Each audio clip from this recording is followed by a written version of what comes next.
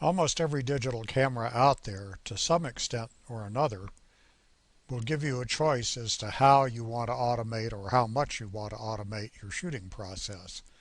You can go all the way from truly point and click to having total control yourself.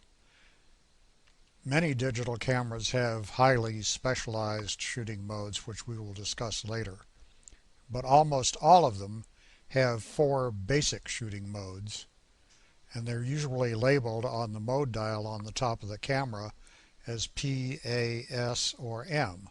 P for program, or point and shoot, take your pick. A for aperture priority, and we'll talk to you about when to use aperture priority. S stands for shutter priority, and we'll talk to you about when to use it. And M stands for manual mode, which is the mode in which you control both the shutter and the aperture yourself. And we'll talk about when you might want to use manual mode and when it's worth the trouble.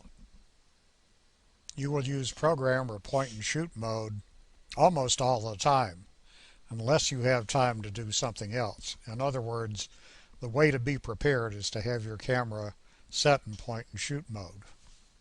When we caught this lady reading the newspaper, we had one chance to get her in this pose and with this composition. We probably would have missed it if the camera hadn't been in point and shoot mode. We just aimed and clicked. Which brings the second point right up. When you don't have the time to take the readings and make the settings, you'd better be in point and shoot mode. We had one very small fraction of a second to catch this guy in midair. There was no time to stop and think.